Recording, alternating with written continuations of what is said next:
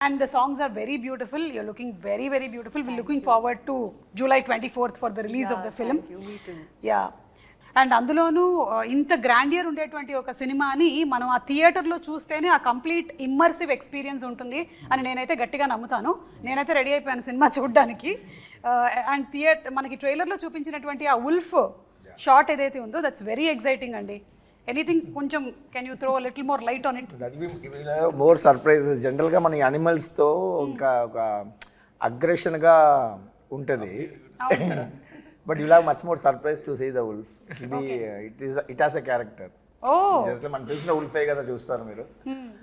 Wolf అంటే ఇదంతా చేస్తుంది అనేదే కదా ఉంటుంది. సో సార్ అండ్ ఈ came up with nice interesting twist ఉంది దాంట్లో.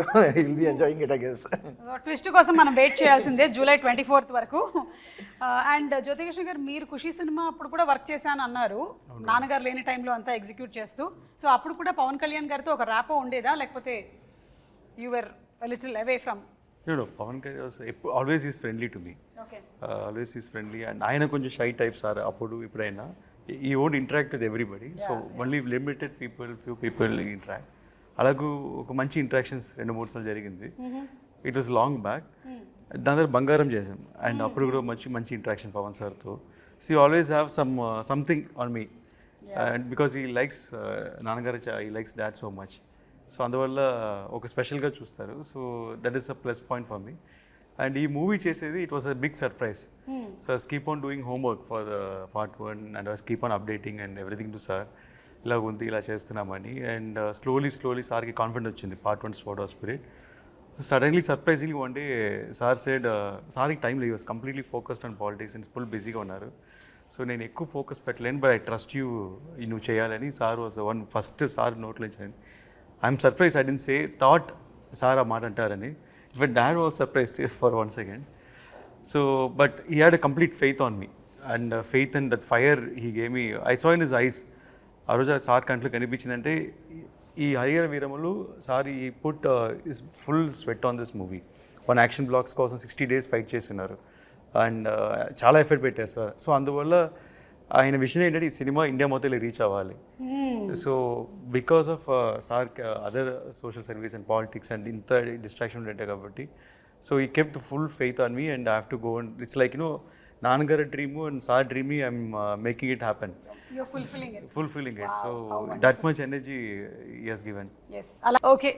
And sir, మీరైతే బ్యాక్ టు బ్యాక్ సినిమాలు చేస్తున్నట్టున్నారు కదా పవన్ కళ్యాణ్ గారితో.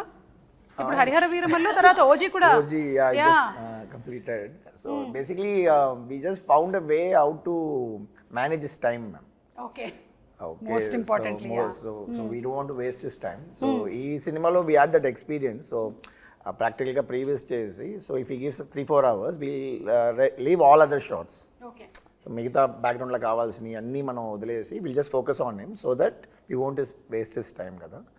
So this practice help him to again the next schedule OG వచ్చేటప్పుడు కూడా they are the same pressure.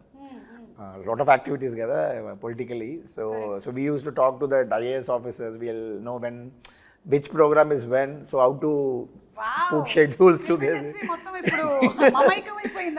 Yeah, so they felt, mana Danay garu and Sujit also felt, if you come on board it will be easy for us to finish the project in the little saarichina time ki. And of course what we basically designed is we use multiple cameras for him. Okay. Like so we won't ask for extra takes. మళ్ళీ ఒక క్లోజ్అప్కి ఇంకొక shot ఇవ్వండి అట్లంతా వేయకుండా we made a very nice interesting set of lighting so that it be good in all the 3 cameras.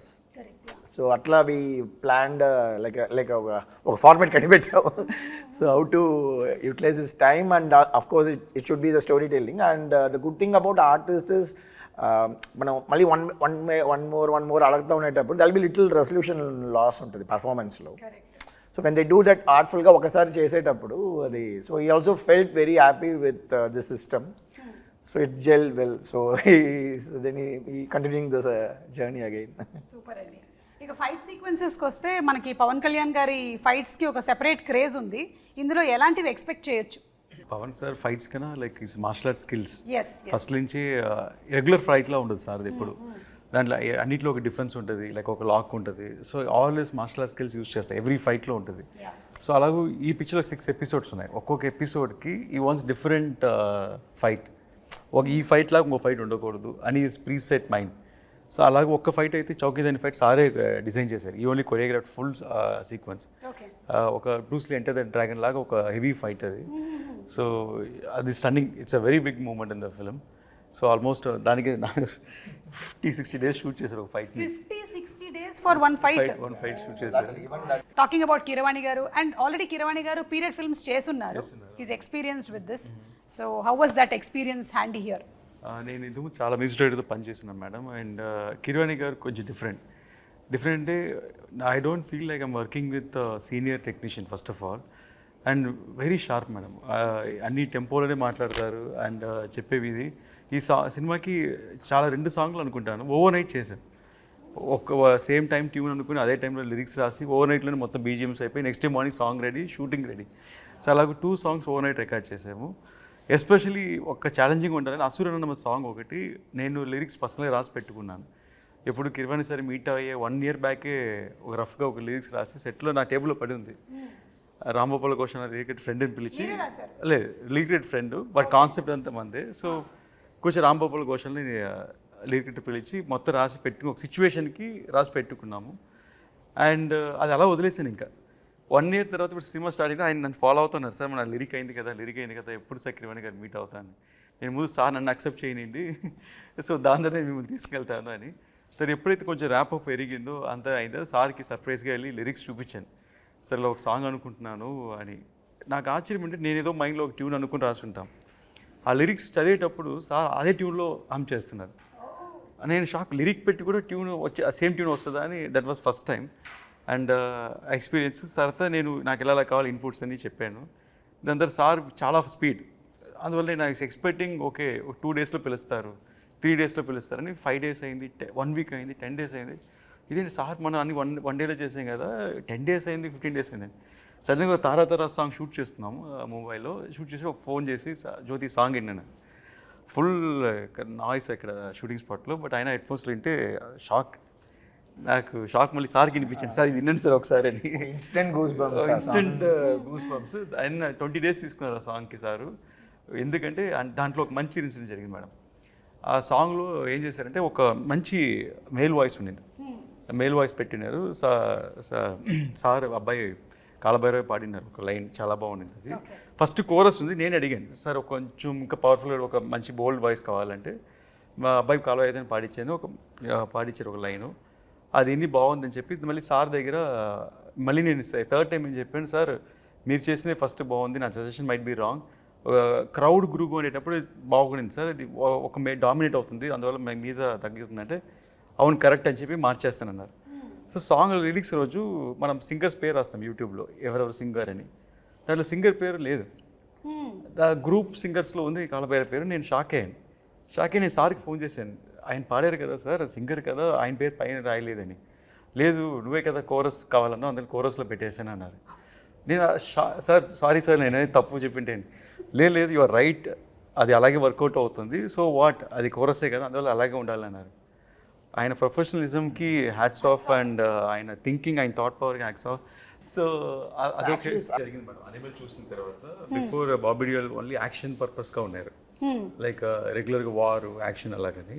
But Animal చూసిన తర్వాత I'm surprise ఏంటంటే అసలు డైలాగ్ లేకుండా ఓన్లీ ఎక్స్ప్రెషన్స్తోనే మనకి గూస్ బంప్స్ తెప్పించారు. So his performance was amazing. ఆయన screen presence చాలా బాగుండేది. Whatever we shot also screen presence very good. So I started ఒక్కొక్క scene it took me 2 months 3 months to rewrite also. అంటే ఆయనకి ఎలా సూట్ అవ్వాలి, ఇది ఎలా చేయాలి, ఇది భయంకరంగా ర్యాక్ చేయాలని ఎలా తెలియ ఆలోచిస్తే it came up nice. So అలాగూ క్లాప్ మూమెంట్ పడే సీన్స్ బాబీ 4-5 scenes కరెక్ట్గా సెట్ అయింది. సో సూపర్ అండి, ఈగర్లీ వెయిటింగ్. ఎస్. ఇంకోటి సినిమా బ్యాక్గ్రౌండ్ స్కోర్కి కిరవాణి గారు ఫస్ట్ May 9th రిలీజ్ అనుకుని నేను వెళ్ళి సార్కి April 10th వెళ్ళాను. సార్ సినిమా రెడీ, సినిమా చూడండి సార్ అని. సరే జ్యోతి నువ్వు April 10th సినిమా చూపిస్తున్నావు, May 9th రిలీజ్ అన్నా, అంటే నేను 10 daysలో ఆర్డర్ చేసి ఇచ్చేయమంటే అంత పెద్ద సినిమాకి అన్నారు. నేను అవును సార్ అన్నాను. దాని తర్వాత సరే నేను చేయాలనుకుంటున్నాను, ఇంటెన్షన్ ఉంది, బట్ ప్రోగ్రామర్స్ అందరూ వాయించాలి కదా, అందరూ చేయాలి కదా, ఎవరు చేయగలుగుతారా అన్నారు. ఎవరు సార్, ఓన్లీ దేవుడే చేయగలరు. నేను సార్ మీరే నా దేవుడు, సో ఎలాగే చేసి పెట్టండి అని. సార్ నేను డెఫినెట్గా చేస్తాను, నువ్వు ఇంత స్ట్రెయిన్ చేసి ఇంతతో తీసుకొచ్చి అది డెఫినెట్ డూ ఇట్ ఫర్ అని. లక్కీగా డేట్స్ పోస్ట్పోన్ అవుతూ రాగానే ఇప్పుడు అదే 10 days and 60 days background score చేసాం. ఒక క్లైమాక్స్ రైల్కే సార్ 22 days దాకా సపోర్ట్ చేశారు. దట్ ఎన్లో support for the background score. సినిమా 50% ఈరోజు నాకు ఆన్ స్క్రీన్ చూసేటప్పుడు అంత వైబ్ క్రియేట్ అవుతుందంటే it's because of his background score madam. Unbelievable music and అందరికీ ఆ సినిమాటిక్ ఎక్స్పీరియన్స్ థియేటర్లో చూస్తే మ్యూజిక్ కోసం మళ్ళీ చూడాలనిపిస్తుంది సినిమాని. ఓకేనండి.